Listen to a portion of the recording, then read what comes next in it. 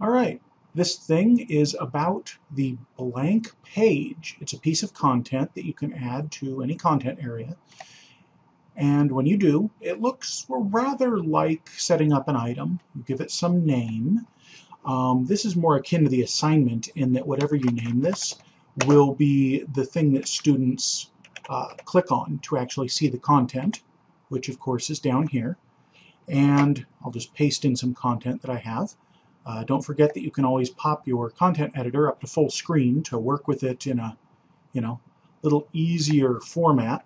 Give ourselves some paragraph marks here in this line of text. And we'll add in a couple little elements to make it pretty. How about a picture?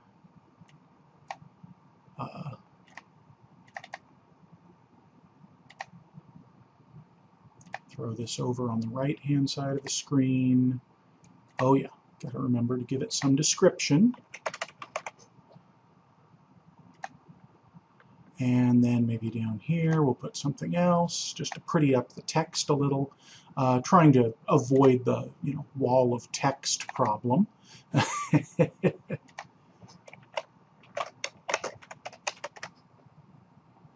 And I'd like to show you something with this image, if I may. I'll just add it without changing its appearance, and you notice how it's offset from the text. But if I want it to be nested neatly with the text, I can go back in and change the appearance to tell it, instead of not setting the alignment, to align it left. And then the text wraps around it a little more neatly.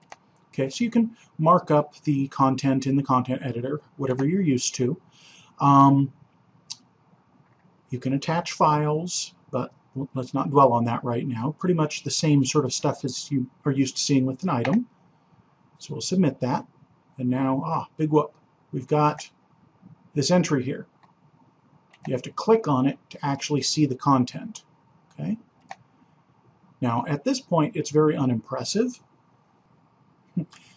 But once you get multiple pieces of content into an area, for starters, I have the blank page that I made, and I duplicated another couple of blank pages here, and then gave an item with some text in it as well. And this shows up why you might want to consider blank pages, in that if these were all items with similar amounts of text on here, having even just 4 of them on the screen might be a little cumbersome, but if I were to change the view in this content area to be something beyond just a list, like, for example, just showing me the icons, actually, an item functions pretty much the same as a blank page. Of course, I'm using the one that I marked up to make look pretty. The other ones look just as plain as the item does.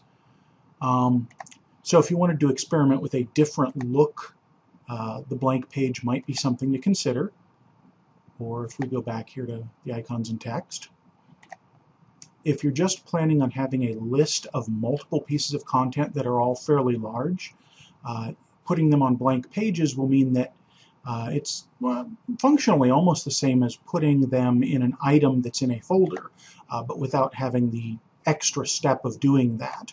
So you can nest larger chunks of material together in a content area without making the list prohibitively large. A little different way to organize the material, and at least it's not too difficult to deal with. Certainly simpler to make blank pages than to make a whole series of folders that will only contain a single item. So if that's something you want to consider, try a blank page.